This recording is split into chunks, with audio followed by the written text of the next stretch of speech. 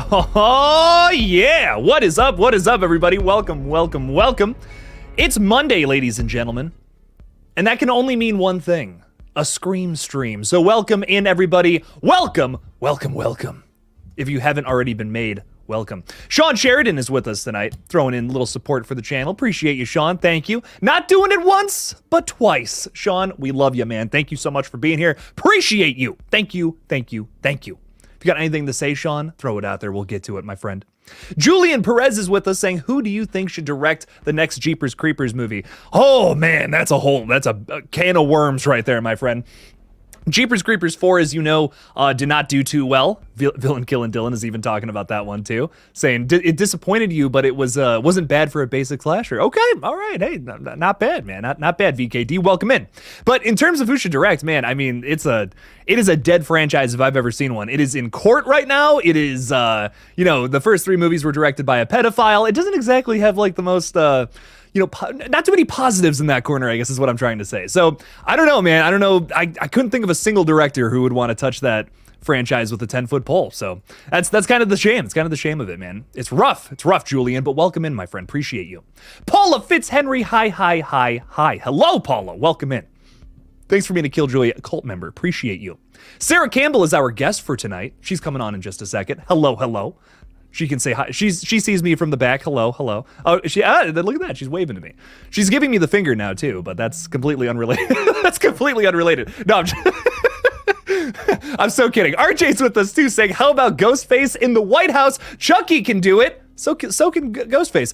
Fuck it, RJ. I say hell yes. Let's see the president be Ghostface. It was him the whole time. I listen, man, I don't write the movies, thank God, right? There we go. Welcome in, RJ. I appreciate you. Thanks for being here.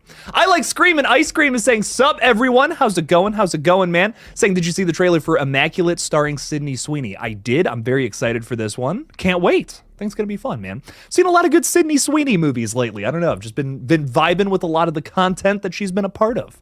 So it's good stuff. Wild Boy Movies is saying, I'm very open to the idea of a group of Ghostface killers, like a cult, or an orgy of ghost faces, if you will, to go after our new protagonists. Wild Boy Movies, I dig it, man. I dig it. Thanks for being here. Thanks for being here, bud. Friendo, even. I'll say that. Welcome in. Connie Cleary, hello.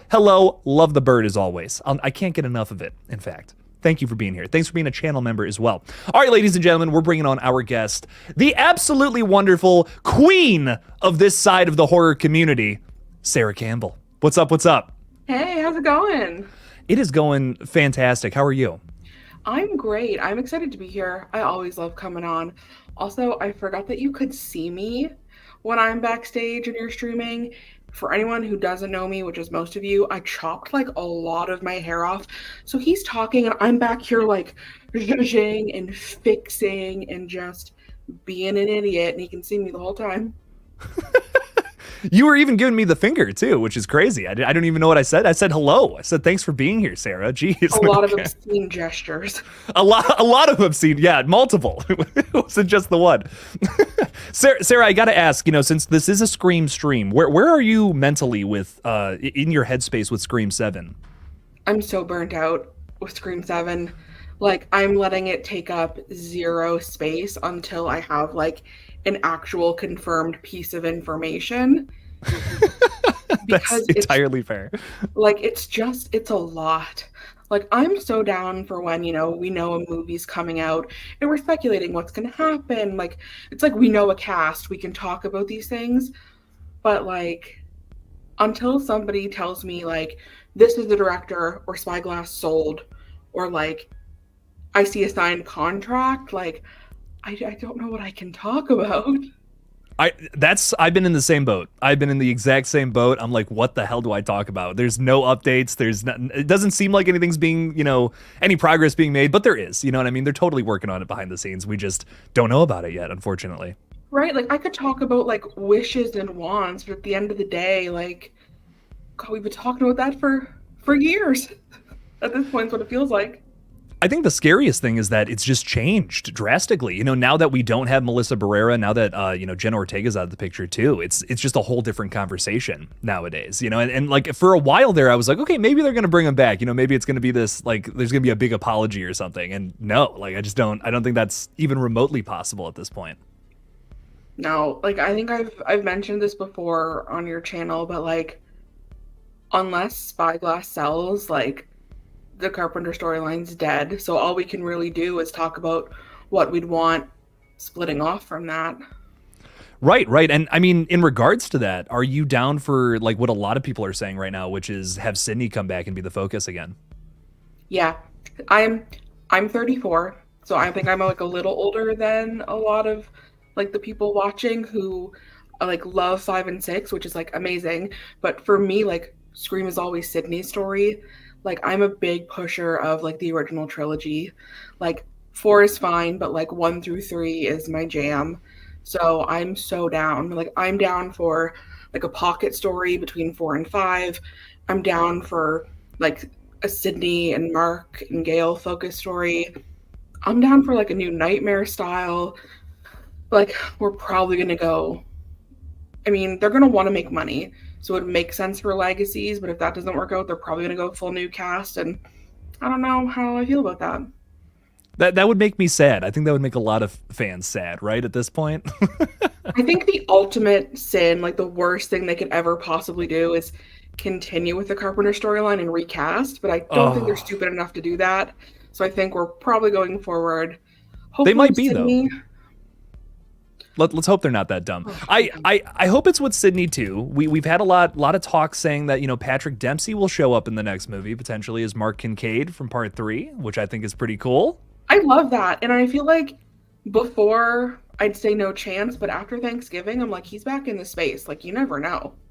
He did that weird little Eli Roth horror movie, so why wouldn't he do the 7th installment in a very popular franchise, right? Like exactly. Something in the same vein. I think so. I'm with you there.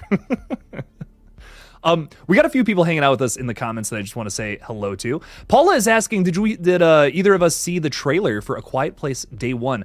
Sarah, did you check this one out? I saw the trailer. I wasn't seeking it out. It played as like an ad in between something I was watching. Yeah. But I really like Joseph, what's his face? Joseph Quinn, right? Yeah, from Stranger Things. I like him. I didn't see the second one, so I feel like I would need to watch the second and then go back. I'm not like, it's one of those movies where like I'm not against it. Like it looks cool. I'm not invested in that franchise. I thought I was for a while there, but I guess I'm not either. I've had no interest in rewatching these movies, unfortunately. I don't know what it is. I think I was a little late watching it, but it came out in that chunk of time where like Netflix was like kind of ripping some stuff off. So there was like that one called like The Silence, which was like a mix between like Bird Box and like A Quiet Place, and it was all just like lumped in with those, and I was like, oh, it's just another like creature movie. But I like people talk really highly about them, so I may give them another chance. They're like really well shot. They're really well acted. There's nothing that's nothing that's particularly like offensive about them. You know what I mean? I don't know what it is. I just have no interest to go back and rewatch those movies. I've seen them. I got it. I got the full picture. I will say though, if I hadn't seen any and you presented me with all 3, I feel like I probably would like this one the best. So that's why I might give it a chance. It's got a great cast across the board. I mean, we were talking about Joseph Quinn, but Lupita Nyong'o from Us is also in it, and she's great. She's fantastic in everything she's in. So I think it's gonna be. I don't think it's gonna be a bad movie, but I'm not necessarily like I'm kind of with you. I'm kind of not necessarily like, oh, I can't wait until this one comes out. I'll see it. I'll check it out. It's gonna be a quiet movie. It's gonna be hard to eat snacks while watching it. But hey, we'll check it out. But yeah, I guess that's my thoughts, Paula. Not very exciting, I know. Just kind of like, it sounds like a quiet movie is what it sounds like to me. But that was a bad joke. Travis Dale is with us tonight. We're changing the subject. What's up, Travis? How's it going? Thanks for being a channel member. I appreciate you. I Like Scream and Ice Cream wants to see what our predictions would be if Sarah Connor and Laurie Strode fought each other. Any thoughts on this, Sarah? Oh, Sarah Connor, like 100%. Well, you're biased there. I mean... Yeah, of course. with the name, of course. So, But I know that, like, I know a lot of people didn't like Dark Fate. I kind of did. But comparing, like, that Sarah with, like, this Lori, Sarah Connor. I mean, you know, she fights literal robots and wins a lot of the time. Her whole life. Yeah. Yeah, and Laurie Strode, I mean, Laurie Strode's a badass, don't get me wrong, but she just fought like one indestructible guy. I mean, you know, come on, compared to a bunch of robots. Yeah, no, yeah, Sarah Connor wins that fight all day, I think. And I mean, Laurie's had like the recent loss of a child, but like this happened to Sarah Connor like years ago, and she's had that rage building all this time. She's hardened from it, essentially. Mm-hmm. Yeah, I feel you on that. I feel like Sarah Connor might be a little more like stable, where Laurie Strode is not. She can't necessarily commit to a plan as well as Sarah can. So I feel you there. I like Scream and Ice Cream. I love the question, man. Thanks for being here. Caitlin Johnson, hello. Welcome in. Marcus is with us tonight for my Shot Him 6 Times. What's up, dog? What's up, bro? Glad I can hang out and catch the stream tonight. Good, Marcus. Thanks for being Marcus. Here. Yo. We love having you around, man. Thanks for being here. Oh man, Tamar, what's up, dude? I'm gonna butcher your last name. I'm so sorry, but thank you for being here, dude. I think a Sydney and Gail story is what it should be. You wouldn't watch it if they don't have Gail and Sydney there. Sarah, I believe you're in the same boat. Like you want to see these characters back on the big screen. I do. I mean, again, like it's always gonna be a Sydney story to me, but like I really think they mishandled Gail in 6, and I need like her redemption.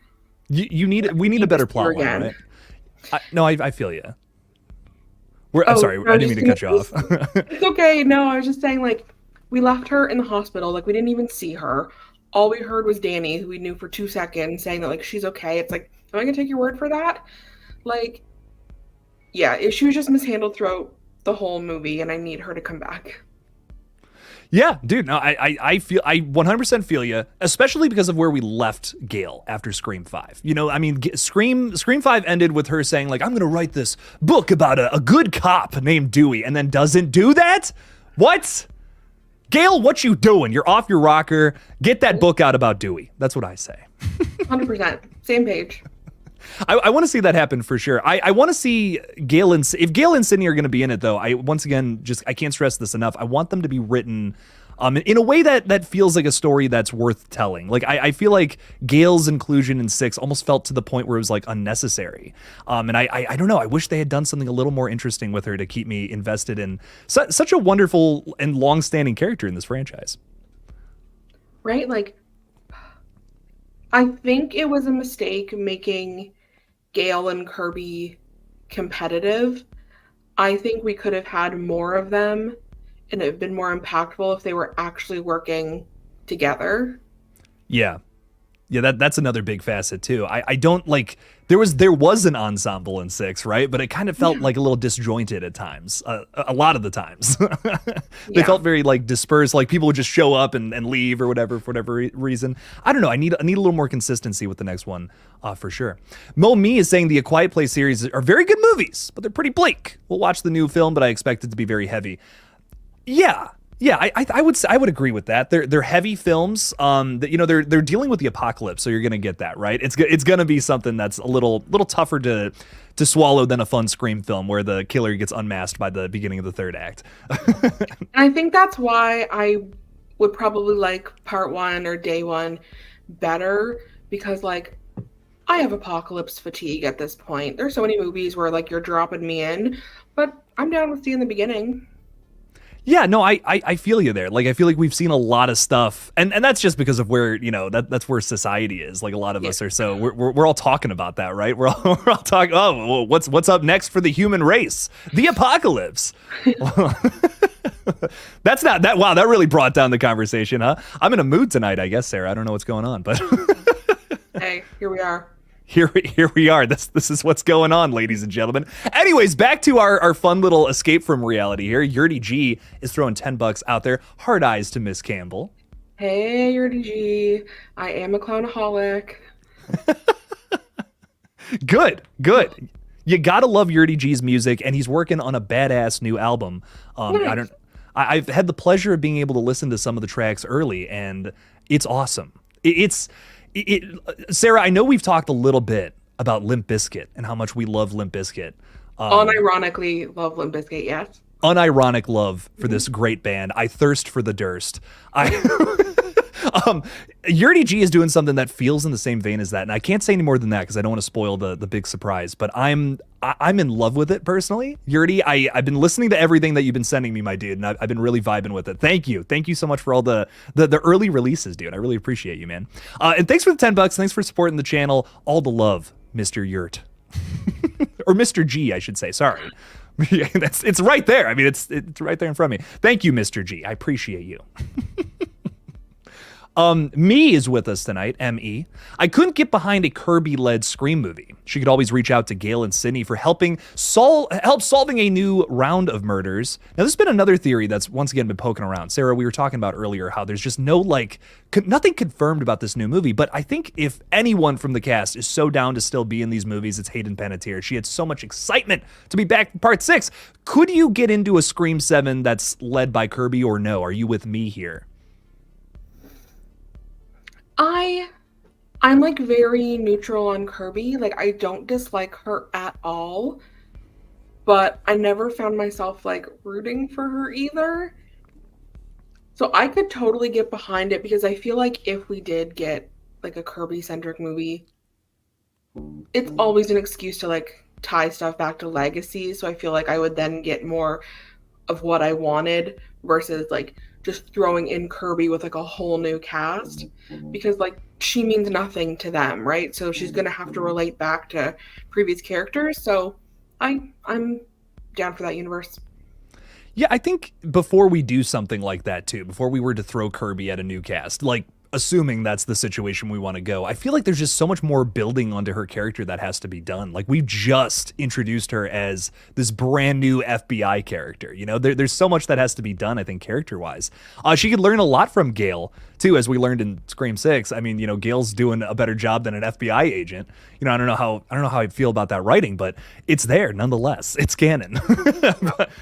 But I'm curious to see what Gale and Sydney do in the next one if they're back. Hopefully that would be really cool. I'd love to see Gale in 7 of these movies too. That's nuts to me. It's already history that she's in 6 of them too. That's never happened before apparently. I know. I am a little sad that wasn't, you know, Nev Campbell, and like Nev Campbell's also like co-torch to like Bear. Like, I wish, but female leads in a horror movie. Yeah, it's a shame, and hopefully she comes back for part 7, because then at least she can match Gale or get close to it, right? But we'll just have to see. We'll just have to wait for it. I'm here for Kirby leading a movie, but once again, I think we just need to develop her character a little more. We got a little taste of that in 6, but maybe not as much. Mr. Rick is with us here too. What's up, dog? Thanks for being here. Thank you for the profile picture, and thank you for being a channel member. I just appreciate it a whole bunch. I love it. I got it right behind me. How you guys doing? Can't stay long. Hot take! This should make Mark the beginning kill, and then Sydney leaves the kids with her father and tries to find the killer. But the killer kills the father. That's a whole lot of killing, Mr. Rick. Oh, I mean, a heartbreak right from the beginning. Just slicing my heart in half, Mark being dead in the opening. Sarah, what are your thoughts there? Sorry, I was literally in your chat, like, saying hi to Ashley, talking to people. You got to do that. It's all good. It's important. I think that's a waste. If he's the opening kill, I think it's a waste. If he dies near the end, who's to say? But I think, yeah, bringing him back just to kill him off immediately would be a waste of him. Like, I like him as an actor. Like, say what you want about his performance in 3. I loved it. I love him too. I think he's great. He's great in both 3 and Thanksgiving. Those are like probably the biggest frames of references for our Scream fans out there. I think he's great. I think he always kills it. He always brings something to the table. So I'd love to see him in a much more mature role too. You know, I mean, this is a character he played over 20 years ago that he would be reprising. It would be a big deal to try to find a way to reinvent that. And I actually think it would be maybe even a tougher task than what Hayden Panettiere was put up to with Scream 6. You know what I mean? She's reinventing a character that's 10 years old or a little over 10 years old. We're talking about a character this guy played like long time ago, he was an entirely different person. Now he's an old man, and nothing wrong with that, of course. But I'm just curious to see what he would do, what he would bring to the character and reinvent it, just like how we did with Kirby in the previous entry. So Yeah, it and you makes you could think. make so many ties. Like, is he still a cop? Does he know like Kirby really well? How are they connected, if at all? Like, Is he in the FBI? Yeah, I mean, that's a yeah, great question, too. Has he worked his way all the way up to that, or is he still just working at the local police precinct of whatever town they're living in? yeah. Or is he like retired? Is he doing something else? Are they out on a farm somewhere? Like, we could go anywhere with it. I think law enforcement still makes sense, but like, really, we could go anywhere with it. I just watched the movie VII again recently, and now like I want to see this plot line with Mark Kincaid doing something similar to that. It's his last week on the job, damn it, and Ghostface shows up in their small little community. Something ridiculous, something insane like that. Give it a little bit of drama. I'm here for it. Yeah. But hell yeah, I love it. I want to see him back. Bring my dude back into it. Let's make it happen. Now, Ashley, I know that Sarah has already said hello to you, but hello, welcome in. Thank you so much for hanging out with us tonight. You're here before The Bachelor. You know, I'm honored more than anything. Wow. I'm man, to even be remotely as important as The Bachelor is wow. I'm gonna cry after this, Ashley. I hope you know that. Fort Misery Gaming is with us tonight, saying, Jake, did you watch Fall of the House of Usher? I did not, but Sarah, I can happily report that I did finish The Haunting of Hill House. Yes. It was so And good. thoughts? I lost my mind. I lost my mind multiple times throughout that series. The It's so good. last like 10 minutes are just, I laughed, I cried, I smiled, I cheered, I cried some more. It's beautiful. I've seen everything that Mike Flanagan has done besides a lot of his series, and unfortunately, this is one of the things I have not seen. But I've seen all of his movies. I'm now starting to crack open into some of his series. That might be the best thing he's ever done. I mean, wow, like It's my favorite of his series, like hands down. I didn't make it through Fall of the House of Usher. It was good. Like, I also didn't make it through, like, what was it, the Midnight Club or the Midnight Club, yeah. Society? I didn't really enjoy like Bly Manor. Like, Haunting is just, it's perfect. Midnight Mass was fine, but this is something special. I think it really comes down to the writing, the characters, the way that they layer the flashbacks too. Like, they don't give you everything at first, which is great. They just give you like little taste. And that's what I love. It was like unwrapping a present or like building a puzzle, but with like perfectly placed jump scares. There wasn't too Yes. many. There was like just enough, and it just like kept such like a creepy tone throughout. They get you every time because it's not like a Conjuring flick where it's every 2 seconds the nun is just no, it's there's one an episode, if that, and then they hit every single time. They're very effective, and also just creepy images, which I feel like is so underrated in horror. You can terrify someone just with a single frame if you know what you're doing. Right. And it was one of those where like you need to watch it twice because there's all these like hidden things that I missed the first time, and I like stumbled upon a YouTube video of someone being like, hey, there's like this ghost in this scene, and like this ghost actually shows up a bunch of times in this episode, and like you catch it on like the second watch, and it's so good. And without spoiling anything, you don't realize what is a ghost until later on. There's some big twists, maybe about I want to say like halfway through, which blew me away. I was like, "What? Oh my god!" Like there's a few things that kind of made me lose my mind. But Sarah, thank you for the recommendation. That was fantastic. Like an unbelievably satisfying watch if you have not seen it. Yeah. And Fort Misery Gaming, I will check out Fall of the House of Usher.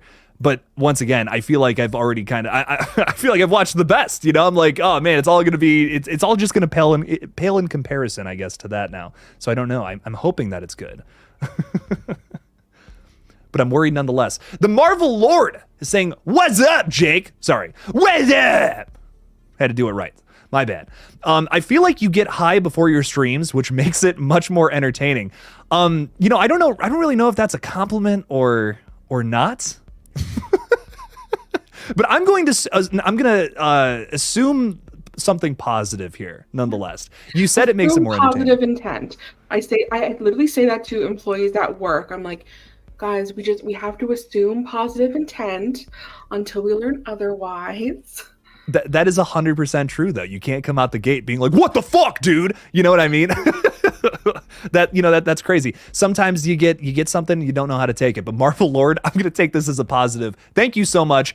I am also completely sober, unfortunately. But thank you so much for being here, my friend.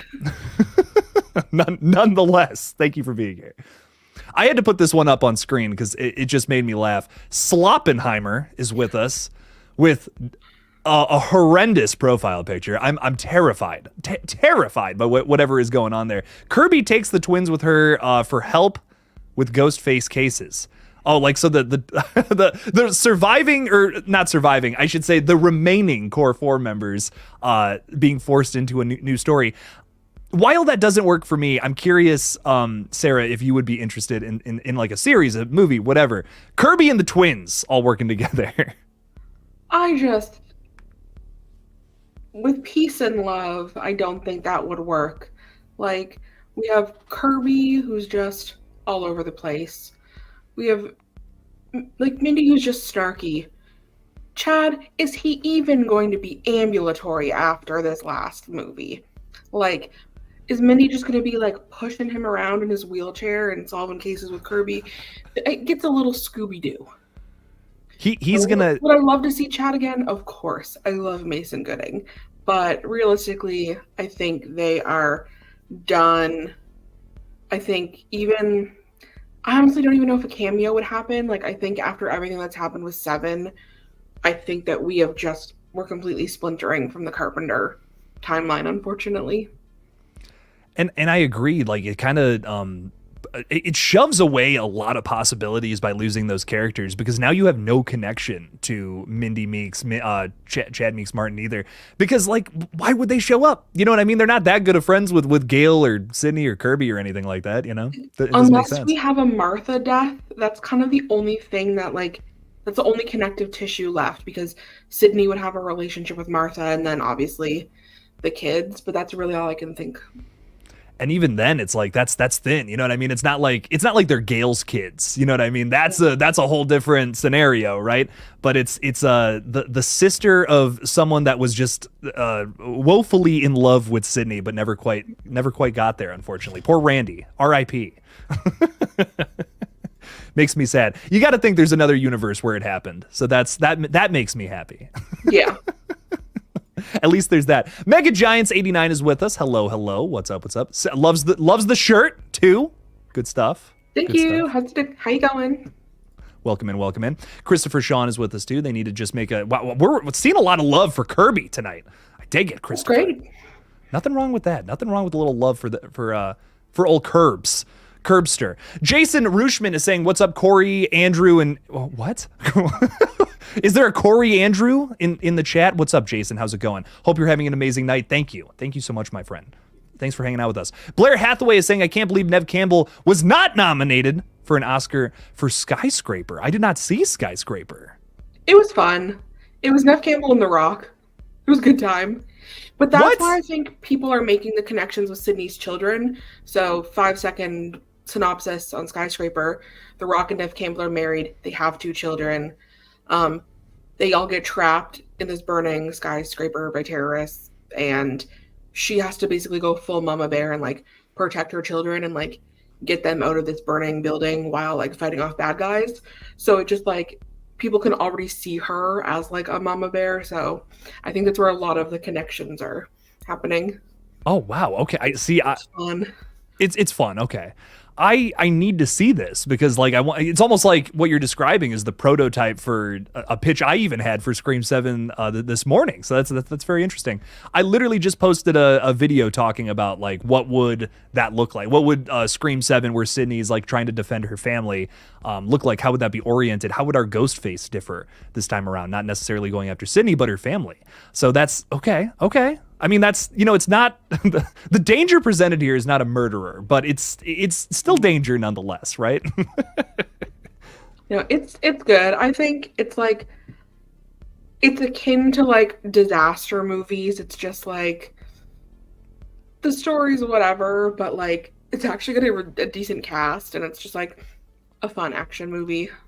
The Rock and Nev Campbell is a couple that I never thought I would see on the big screen. So I'm They're very great together. intrigued. And Pablo Schreiber, like Lev Schreiber's brother, he's in Yeah. the Halo show and Gods and something, American Gods. American Gods, yeah. I love him. He's great. He's in it. Okay.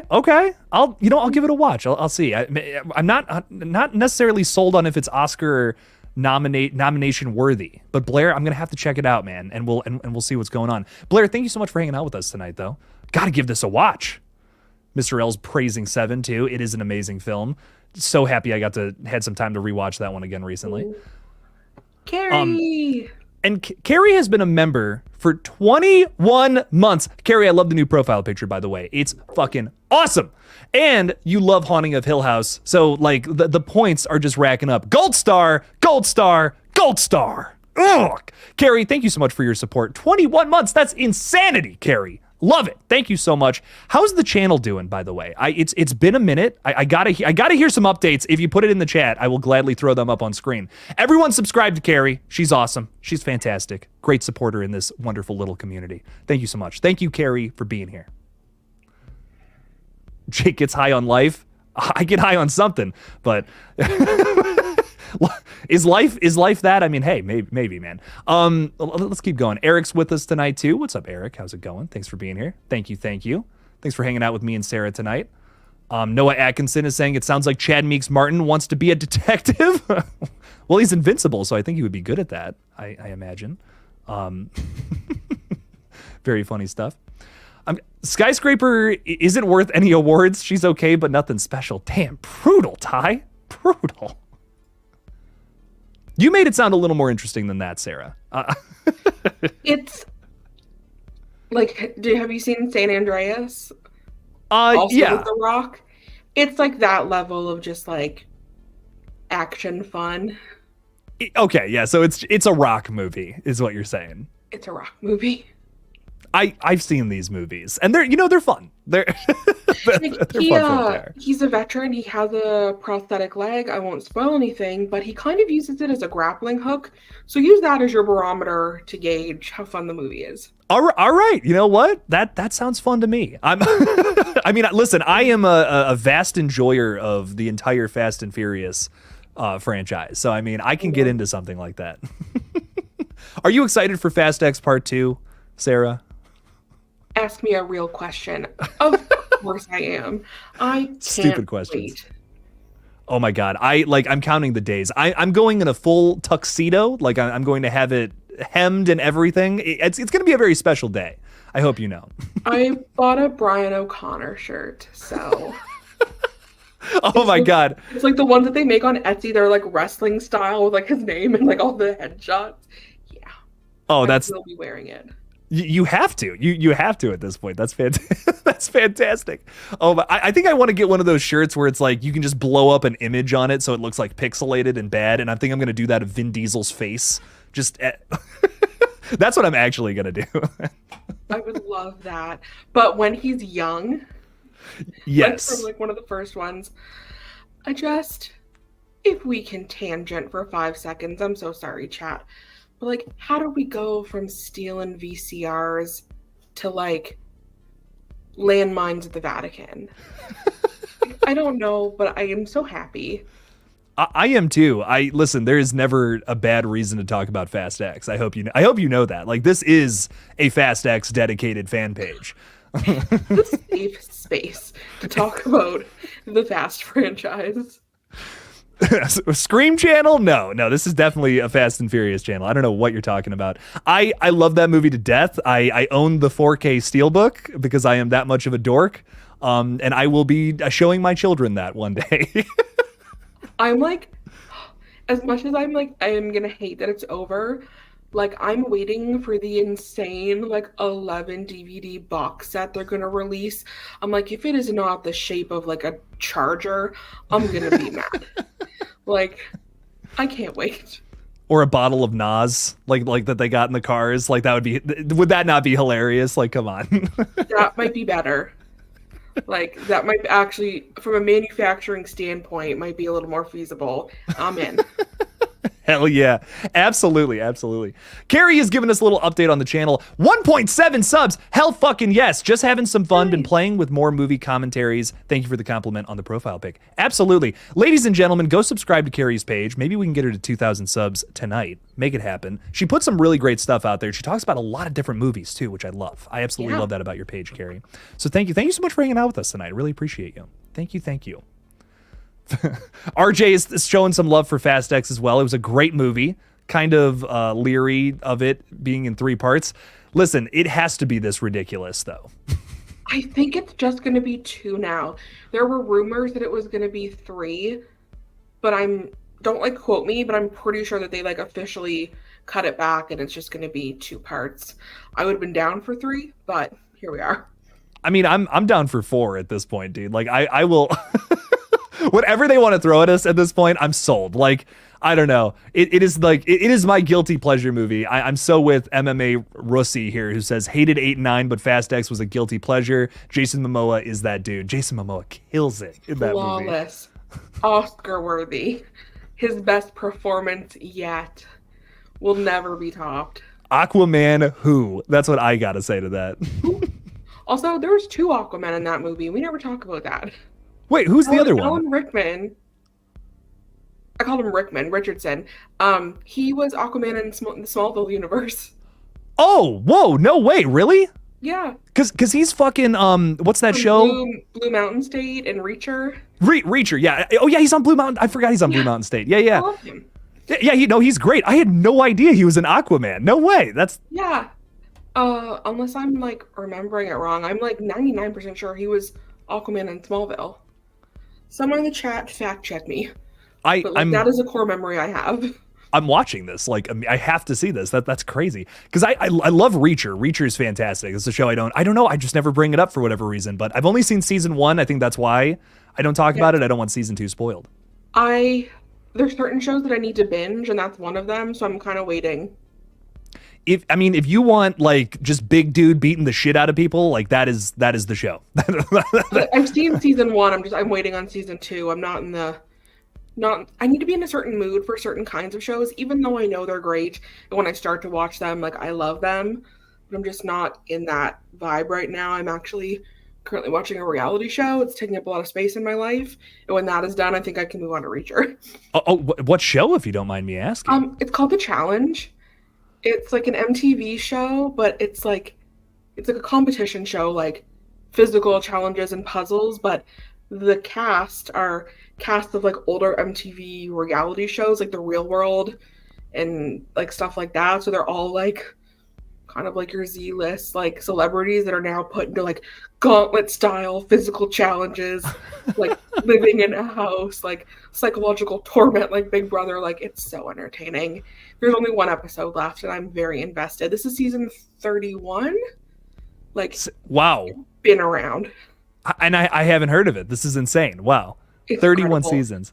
There's too much lore. Like you would need to start like 10 seasons ago, but it's great. Like now they're bringing on people from Survivor. It's wild. Because I know about Survivor. Like that's another show that if you want to see something that's been going on since the dawn of time, like there you go. They're like season 42, like mid-pandemic. I don't know why. I just like the algorithm took me to like immunity challenges, and I was just like, I used to love this show. And then some dude, may the Lord love him, keep him, posted like all of the seasons on YouTube. But of course, each episode was like 15 parts. I just let that playlist go. I got so invested. Oh man, okay, brutal. That's awesome. And Justin is saying there's 39 seasons of the challenge. Apparently, I feel like Journey 30 was 2 years ago, Justin. Like, people are telling me to watch like One Piece, which has like 1,000 episodes or something like that. But like, there's shows like this where I'm like, I don't even like that's too much. There's simply too much. Like, how do I even get into something like that? That's crazy. Yeah, I don't doubt it's good though. It's an undertaking for sure. And to be like very transparent, because I feel like Justin, you're in there. I probably didn't start watching it until like season 10, but I've built up enough lore that I'm now involved, but I can see joining like a fandom and season 39 to be very daunting.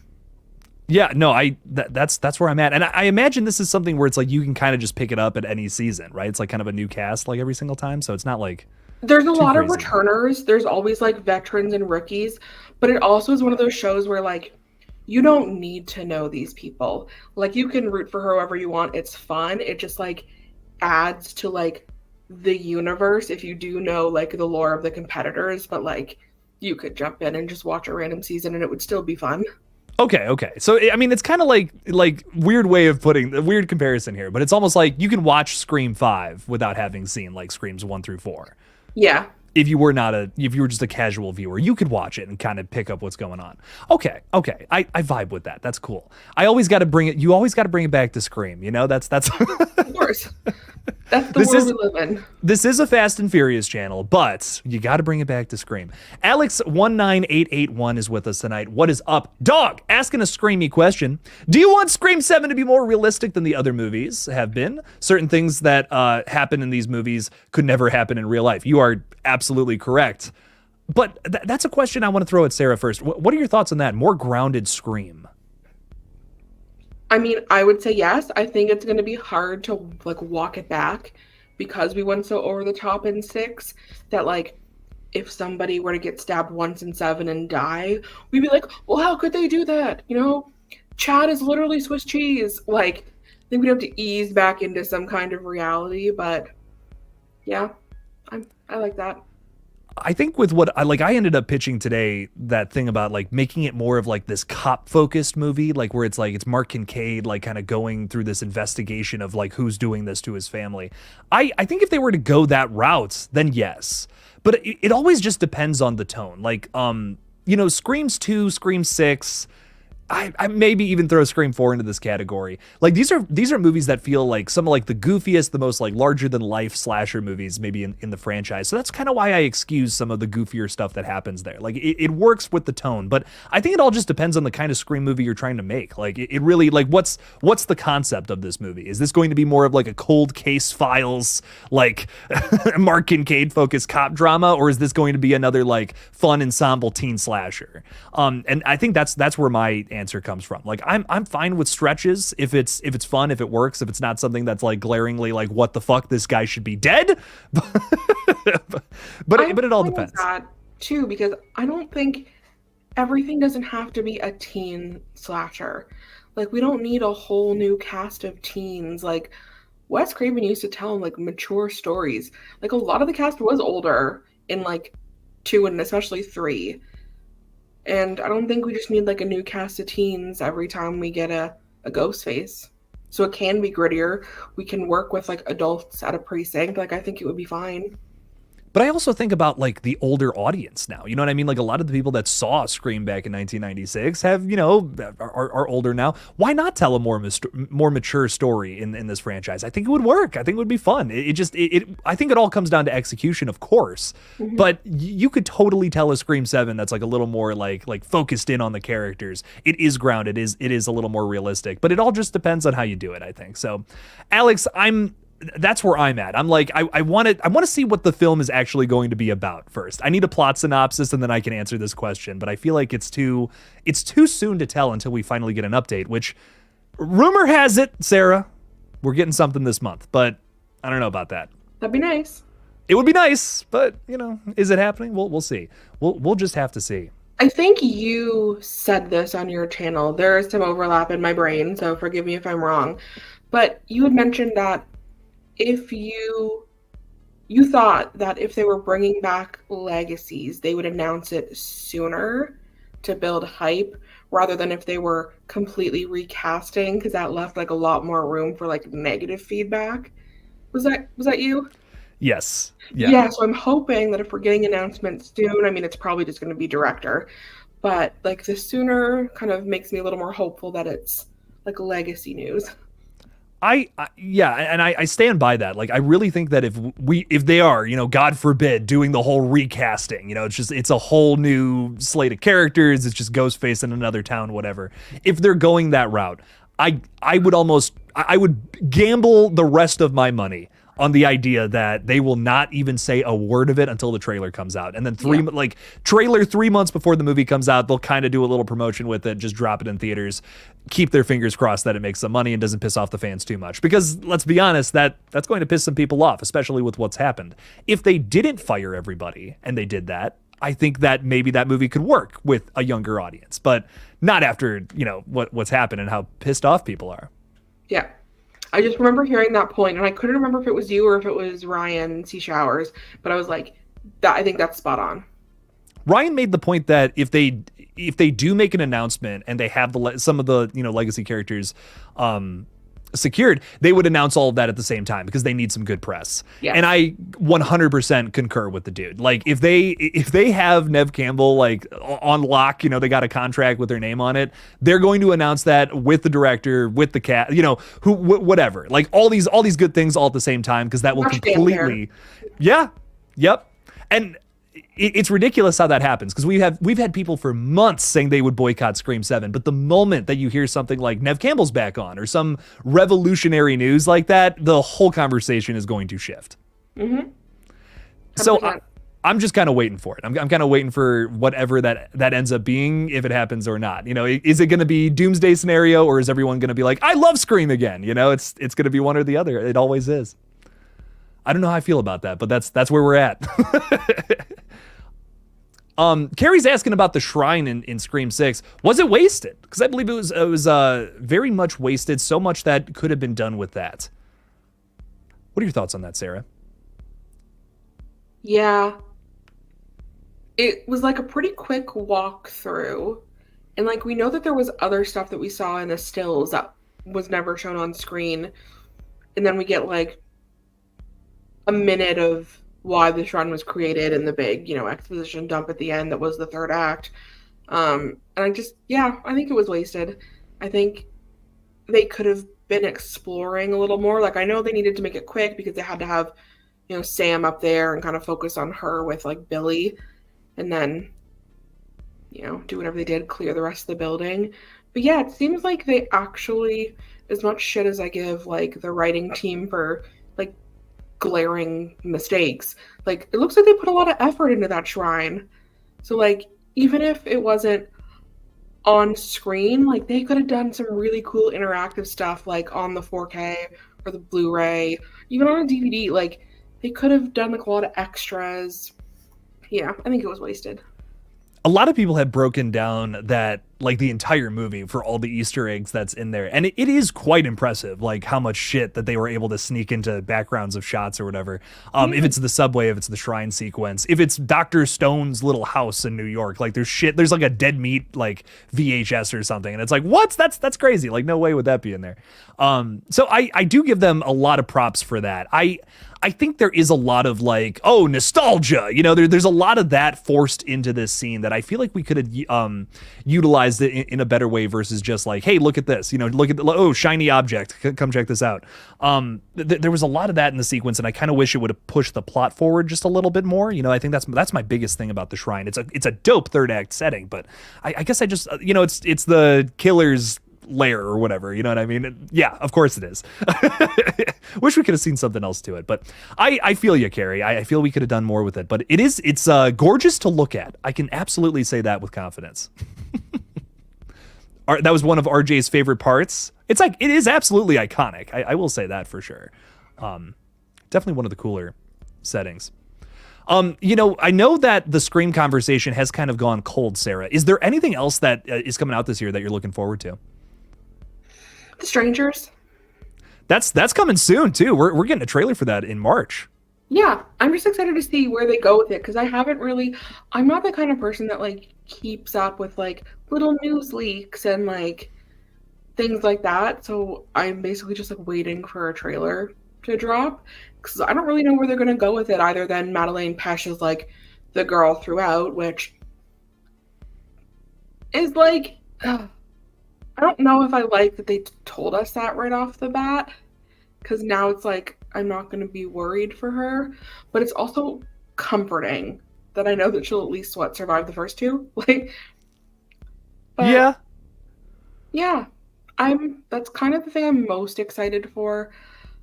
I don't know if I was like really excited for Megan, but I was bummed that it got pushed back a year, so I guess I was excited for it. But like the main thing that I'm like really looking forward to is Stranger Things. Yes. Oh my God.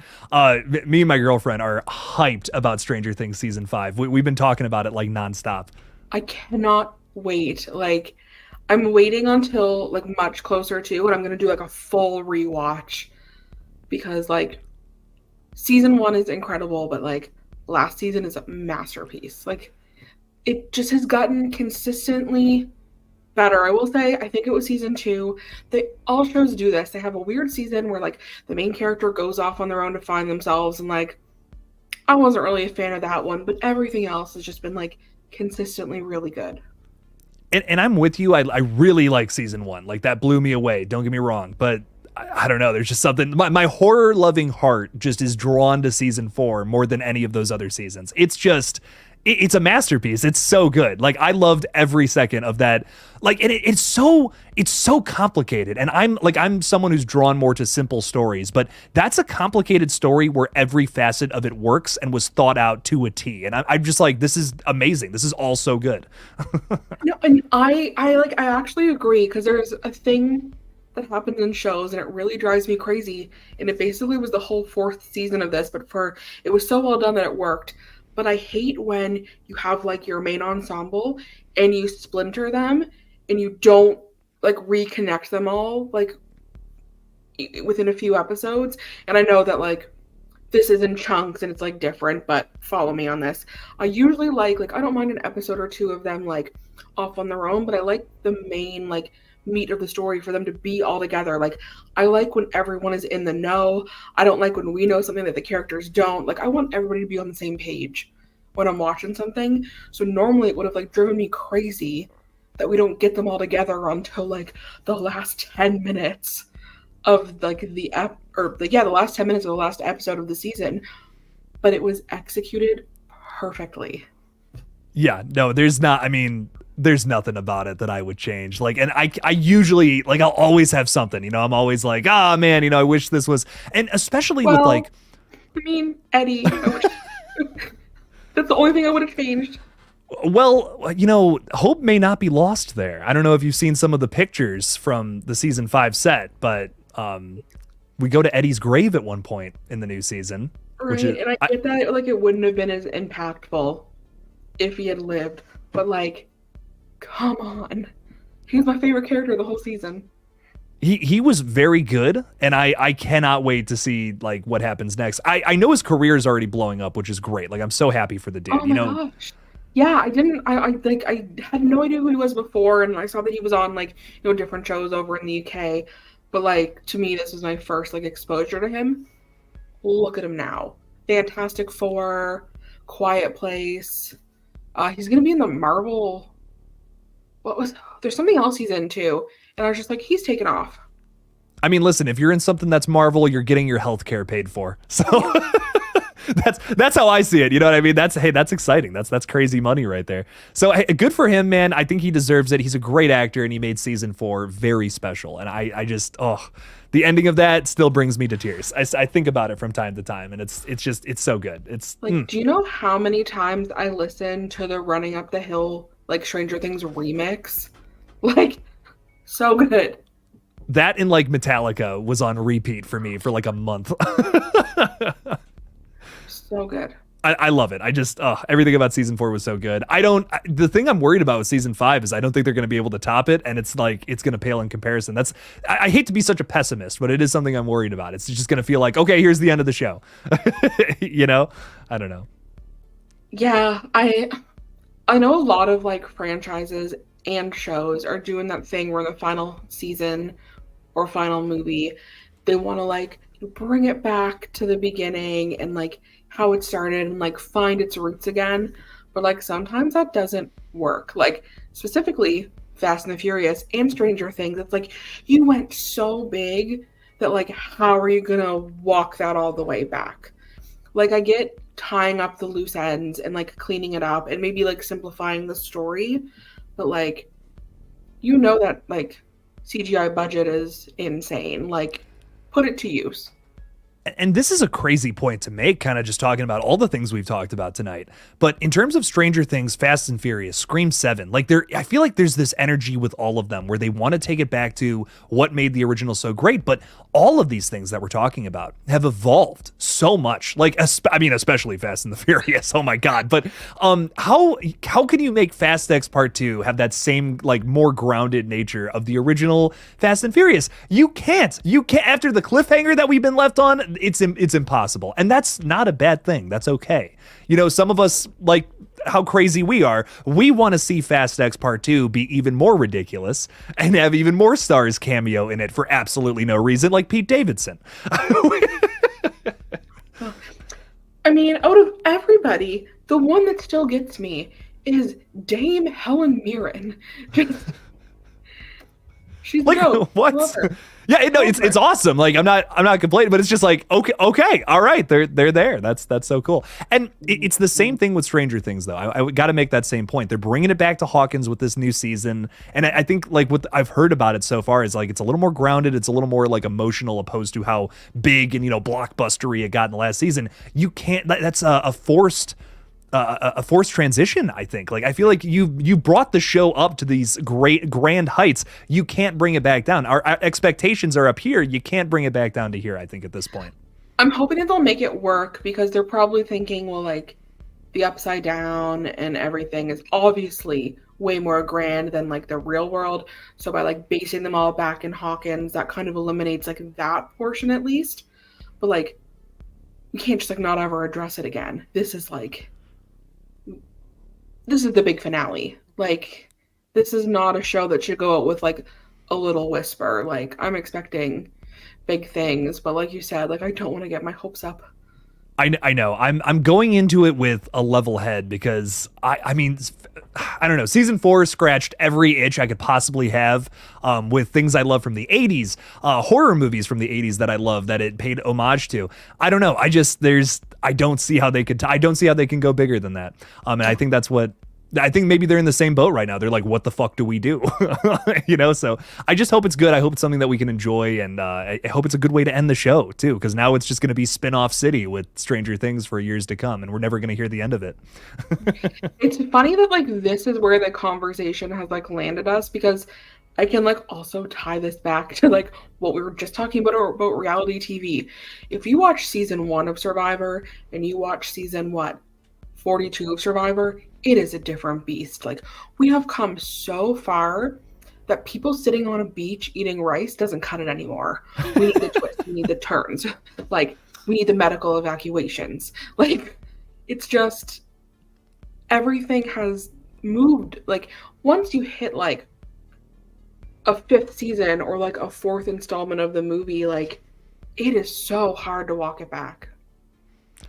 And sometimes I would say that's okay. Sometimes, you have taken a very wrong turn. Sometimes you take your villain to space and now it's like, okay, now what the fuck do we do after that?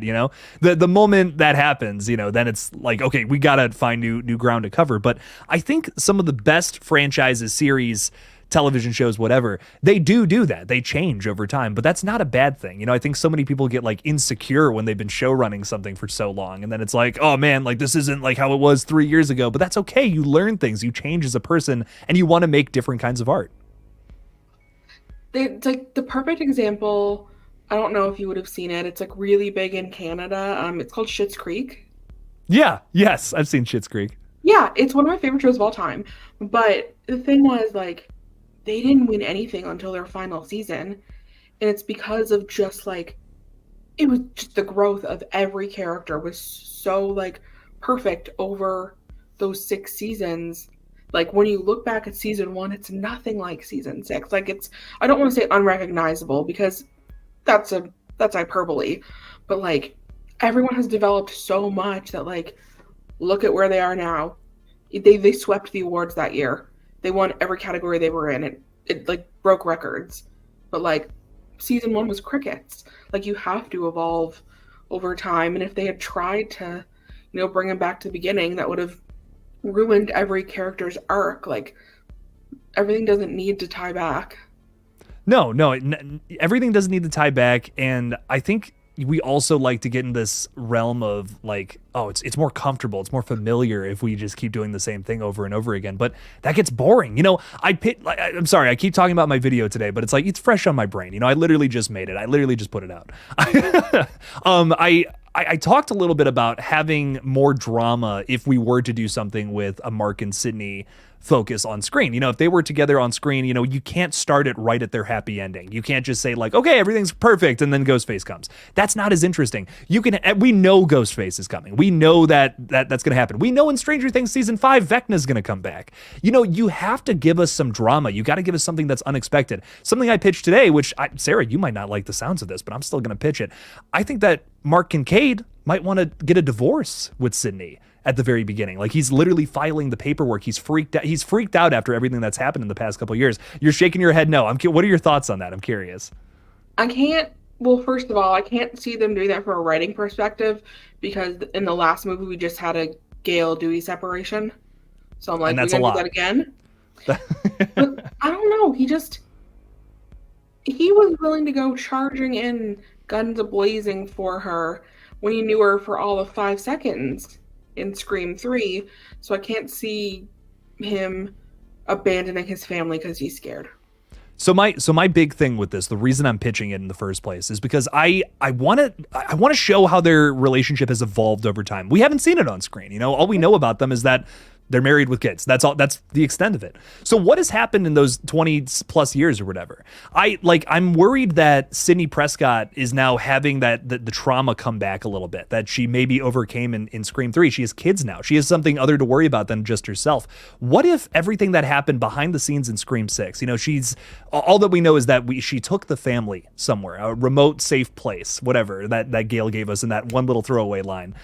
What if that freaked out Mark? You know what I mean? He's like, you're instilling fear in our kids, like what, and he's thinking about, he like has this, he's weighing the red pill and the blue pill, essentially. He's like, what the hell do? I got to protect my kids. But, Sydney's got all this that she's going through. Of course they reconcile by the end, and it is their happy ending by the time we get to the final shot. But it's something that I wanted to pitch, because I think that some unexpected drama is always something that keeps it a little more interesting. You can't just have them being like kiss and face the entire time. That's not as fun to me. Maybe you don't have to go as so extreme to the point where he has the divorce papers in his desk at work, but some kind of drama like that. And introducing the kids into it, I think, makes it an entirely different movie. Something along those lines I wanted to pitch for Scream 7 if we go that route. If we go down the whole Mark and Sydney are married, we're defending the kids kind of route. Something along those lines. Yeah, I can't see the divorce, and I can't see him like being spooked. Like, that angle just doesn't make sense to me.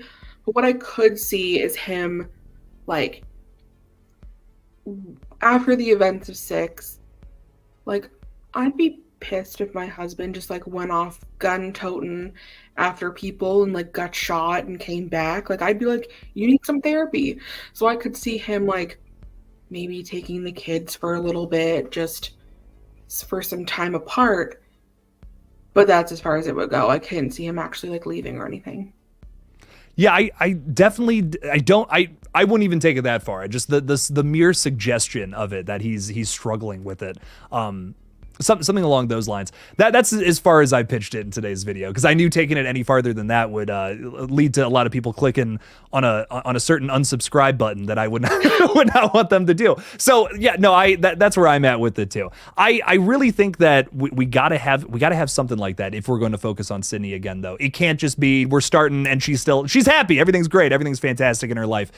That's too easy. That's too easy for a horror movie. Fair. I did see a comment from Carrie. I'm also excited for Twisters. I always forget about that movie because I'm trying not to get really excited because I love the original so much. And they keep like saying like, oh, this is not like a direct sequel, like it's gonna be different, but like if y'all watched the trailer, like it's a sequel. Like, we are in the same universe, we have the same everything. Like, there's Easter eggs and throwbacks just running rampant throughout this. Like, so I'm just like being cautiously optimistic that it's going to be good. I like the cast, but like, how many times now have we been promised this like nostalgia hit from our youth, and then it's just a dumpster fire when it comes out? So The, cautiously optimistic. I feel you on that. I've seen the trailer for this. I saw a lot of the trailers that came out during the Super Bowl, and I'm like, I don't know, across the board, mostly everything I saw like just did not impress me. The Twisters trailer was up there though. That one was like, okay, that actually looked pretty cool. The Deadpool 3 trailer though, man, I might be one of the only people who was not like losing their minds. I love the first two Deadpool movies too. Like I love them, but that trailer just gives me this like this hint of they Disneyified it. You know what I mean? They watered it down. They made it more like, oh, everyone can now enjoy it. You know what I mean? And that's not what Deadpool is. You know, and that makes me worried. I saw the first one and like it was fine. Like I do really like Ryan Reynolds and I like the whole idea of it. And like off screen, I love the like Hugh Jackman, Ryan Reynolds romance. Like it's fun, but it just doesn't appeal to me. Like I'm never been like a superhero person anyway. If anything, I lean a little DCU versus Marvel. Like I just don't enjoy Marvel movies with like honestly there might be three that I genuinely say like I like. Yeah. So like anytime a new like superhero movie comes out, it's just really not on my radar. I'm kind of the same way these days. I didn't used to be, but now, you know, pretty much everything that's superheroes is pretty much the same thing. It's very cookie cutter nowadays. And I think that's my biggest, like, I don't care anymore. But Deadpool was the one thing I was excited for. And I don't know, the trailer just didn't blow me away. It didn't do it for me. But I will say the Twisters trailer, I'm intrigued. I'm kind of with you in the sense that I don't know if we needed a Twisters. You know what I mean? Like, I'll watch it. But did we need a sequel to this movie? I don't know. We'll see, right? We'll see if it's good and not just like nostalgia cramming it down our throats or anything, right? Like, yeah, like honestly, I found the trailer kind of long. I found myself being like, okay, I get it. There's twisters. Like, and I was just like, no, I don't want to think this way. Like, I want to really like it. So I'm just trying to like stay away from it until it comes out because I genuinely really like disaster movies. Like, from like, we're talking all the way from space to like Earth disasters, like Yeah. a Deep Impact and Armageddon, like a San Andreas. Like, I love a disaster movie. So I'm excited, but I don't know. I don't want to get too oversaturated with it before I see it. And I'm kind of, that's how I am now. Like, we have so many YouTube channels that are great channels that just, everybody's doing deep dives. Everybody's breaking trailers apart, like piece by piece. I'm just like, I feel like I'm constantly inundated with like news updates and like, it's a lot sometimes. Like, It is. I think I was over Scream 6 before it came out. Like, I felt like I'd been hearing about it for years because I had, well, a year. But it just, yeah, sometimes it's a lot. So I've been kind of like not watching trailers, not keeping up with news, just in my little bubble. It's tough because, you know, I want to start talking about more than just that, you know, and but I'll post something about, oh, Thanksgiving 2 is happening. You know, I'm really excited for that. I don't see as many people covering this. And then no one cares. Like, I'll get 100 views, whatever, you know, and I'm just like, yeah, okay, all right. And then maybe the excitement's not there for that one quite yet, you know. And you post something about Scream 6, that fandom's just so big. People are all about it. People are loving it. I want to start covering some of these other movies, though. I really do. I want to try to make that work, but it's just it's a lot of work, and it doesn't seem like a lot of people seem to care as much, which is the biggest problem. So the thing is, I'm not going to say this person's name because I don't want it to like come across as me being like negative about them on Twitter. It's a channel, I'll say that. It's not like, guys, it's not our community, it's not our people. But like they had made a comment on Twitter about how they were like really kind of like pissed. Honestly, it came off, it really rubbed me the wrong way. But it came off as they were being like really preachy about how people wouldn't watch their more unique content on non-mainstream movies, and basically how we were all just like sheep who just wanted to like watch the hits. And I'm sitting here going, the call is coming from inside the house, guys. If people haven't seen these movies, why are they going to watch a 20-minute breakdown of Easter eggs on that movie? Like, you answered your own question like in your tweet. So like I totally sympathize with people wanting to make like different content and like talk about things that they're like genuinely passionate about, and maybe that's not a mainstream movie, and like I love that for them. But like you can't get mad at the people who don't watch that. Like, I'm not going to watch an Easter egg breakdown of a movie I've never seen before. So I get that there's like this struggle between like wanting to do stuff that you really love, but like having to do stuff to like remain like super relevant or like get the views that you want. And like, I'm not a creator, so I have no idea how you would navigate that. So like, all I can do is say like, you're doing a great job because you're doing something I'm not doing. Like, props to you for trying to like figure all of this out, because like I don't even know where I would start with this. I think that's a lot of it. A lot of it is just the frustration. You know, it's just like I have a lot of love for the Scream franchise, but I also have a lot of love for Hellraiser, for Evil Dead, for so many other horror flicks and franchises. And I guess that's my thing. Like, I love Scream. I love talking about this. I wish the love was also there for other things to diversify a little bit. But that's just, I guess that's not really how YouTube works nowadays. Like, I think you could get away with that in 2018. You could kind of talk about whatever you wanted. And if it was all in, relatively the same boat, like, people would watch it. But now, it's not just the people. I think the biggest problem with that is that we have a content creator or whoever blaming the people. It's it's YouTube. It's YouTube. Like, you post something that's not as popular as like something from the Scream fandom, for instance, like, which is what the biggest thing in all of horror, without a doubt. You post something that's a little lesser than that, and it's just not going to get recommended as much. That's the biggest thing. It's not even that, oh, people aren't watching it. It's that YouTube's not recommending your video to as many people, and therefore it's just not going to get as many views. It's going to, the people aren't going to pay for as big of ads on that either. So it's a lot of it is the algorithm. A lot of it is more so that than over anything. So yeah, I'm not gonna lie, I was part of that narrative for a little while. I'm like, what's going on? Why is no one watching this? Like, I busted my ass on this. I thought someone would check it out. But it's more so just how YouTube is, what the space is like nowadays, and it's tough. It's just it's a hard thing to navigate and figure out. Yeah, for sure. I don't know how you do it. So credit where credit is due. You're doing a great job. Sarah, thank you. I just appreciate it. I appreciate it's been a crazy 4 years. The most fun I've ever had in 4 years, but crazy nonetheless.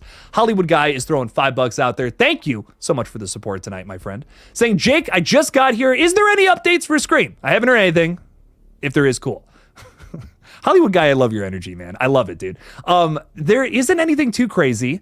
No, like insane rumors going around or nothing. We know, well, rumor has it that we might be getting some kind of update regarding who's directing, who's going to be in the cast relatively soon. So that's really the biggest thing we have, but that is just a rumor. Take it with a grain of salt, my friend.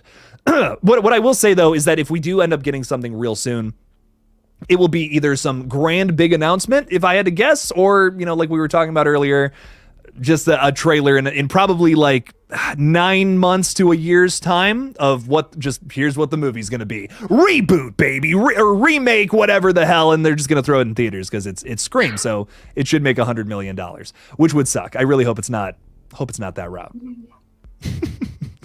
But that's all we got so far, Hollywood Guy. As you guys know, I will keep you updated as we learn more information or hear more rumors that some guy on Twitter made up. But one or the other. Hollywood Guy, thank you so much for the $5, though. Thank you for supporting this page. Really appreciate you, man. Means a whole lot. Thank you. I also want to say Carter Scotland Allen is joining us, saying good soup. It's always good soup, man. What's up? Welcome in. DJ Plays Favorites. Hello. Welcome, dog. Melissa is loud. That's funny. Saying Scream 7 should end with a CGI de-aged Nev Campbell waking up in Nancy Thompson's bed on Elm Street. She's really Nancy, and the entire Scream franchise was a Freddy Krueger dream. I don't know. Man, there's a better way to I was going to say nurture. That is not to merge these nurture is not the right word. Better way to merge these franchises, though. How do you feel about the Nightmare on Elm Street franchise, Sarah? What are your thoughts? I don't know if we've ever talked about that. I love the original movie, and I do like a New Nightmare. I could take or leave the rest. Like, Freddy's not my guy. Oh, really? I do really love the first one. It's just none of the sequels did anything for me. It's the same vibe as the Friday the 13th movies. There's like one or two that I really love, but it's just like I never connected with those. And I don't know if it was like an age thing. They are a little before my time. But I've always just been in the Halloween Scream universe versus the like Freddy Jason universe. Although Freddy versus Jason is kind of a guilty pleasure movie. That's a really fun movie. I love Freddy versus Jason, but I'm so with you on the Nightmare sequels. Like, they just don't do it. I love that first one. I love New Nightmare 3. Okay, you know, I'm starting to get into I'm starting to like it. Yeah, Dream Warriors. Yeah. Yeah, you know, like I'm yeah, that's kind of how I'm feeling about it. But I don't know, the rest of them, they struggle to hold my attention, I think is the biggest thing. When Freddy Krueger's on screen doing some crazy fuck shit, I'm here for it. But besides that, I don't know, just doesn't do it for me. Doesn't make me lose my mind like some of these other movies.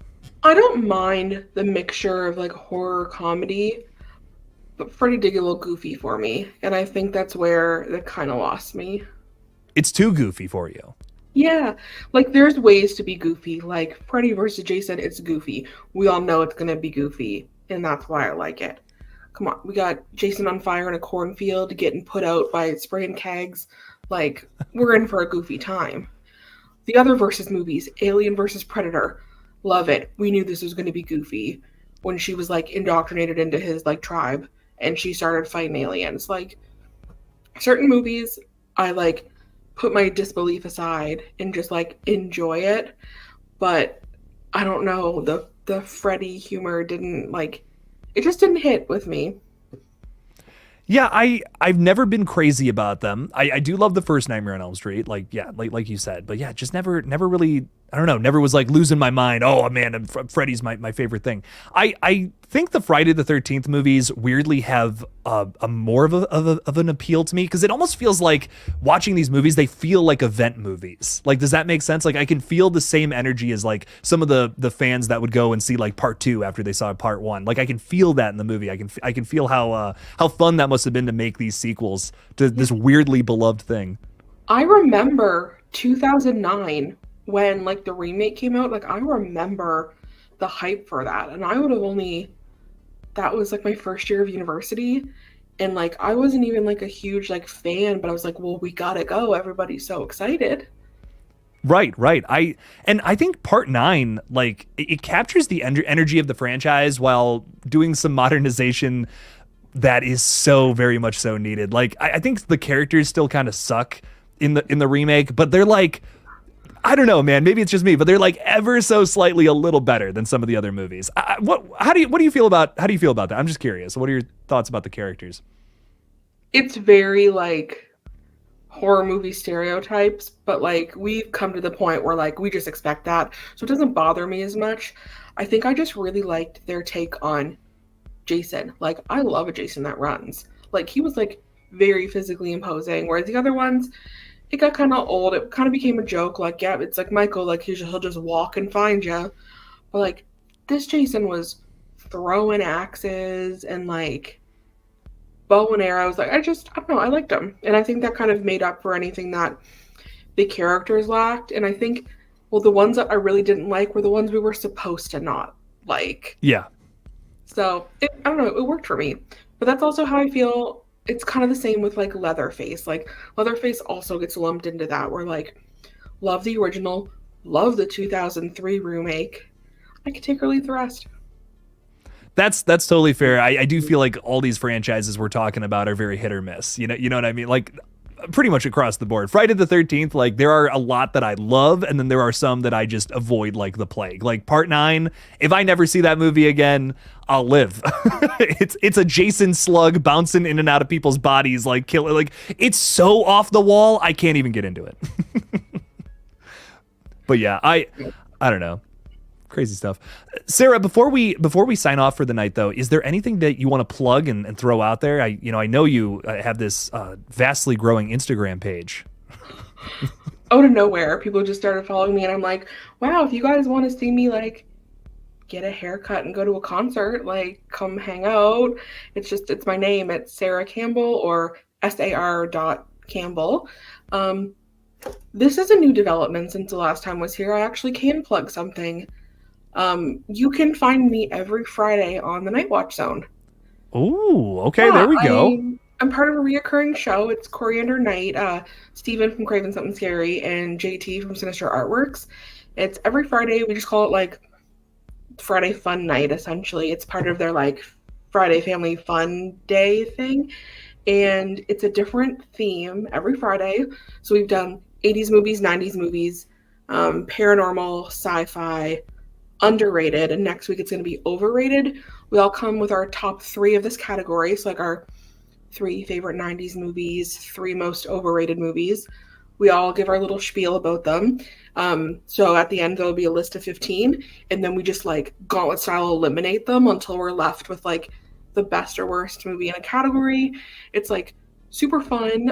If there's like ties, like people in the chat are voting. It's just like this like fun interactive night. Nice. That sounds like a lot of fun. Well, badass. Sarah, you're like a little micro celebrity in the horror community. It's great. I was like looking at my calendar last week because I did a podcast with Ryan, and of course it was Dewey themed. It was on if Dewey should have died in 5. I emceed the night because y'all know I have a lot of opinions on it. Oh yeah. Looking at my calendar and I was like, oh my god, I'm booked and busy. I'm like, I don't even have a channel. I literally I'm thankful that you guys want to hear me talk because I have no expertise in any of this. I'm just saying little inane thoughts that run through my brain, but I'm happy that you like that. I even, like, when I asked you to be on tonight, I was like, listen, I know you got a busy schedule. You know, you're doing the Night Watch Zone. You're doing all these, you know, you're booked up on all the big pages. So, like, if you got time for little old Jake, you know, I mean, come on tonight if you want, you know. I know you're blowing up right now, so. Always. Well, thank you, Sarah. I really do appreciate it, though. It's always a lot of fun talking just movies in general with you. Yeah. You know me, I could ramble on forever, so hell yeah. Give me a topic. Very good stuff. Ladies and gentlemen, thank you so much for joining us tonight. I will be live again on Wednesday, I believe, at 7 o'clock. I don't know why, but the stream said it was going to be 2:15 on Wednesday afternoon. No, oh, hell no. Jake will not be ready to watch a movie then. 7 o'clock Wednesday night, we're watching Texas Chainsaw Massacre 2003, an absolute banger. So come on by Wednesday evening, 7 o'clock Eastern time. It's going to be a lot of fun. Join us then. And as always, guys, thank you so much for watching. Don't forget to kill it out there, y'all. I'm so tired. I'm so sorry. Love to all of you guys. Thanks for being here, and peace out.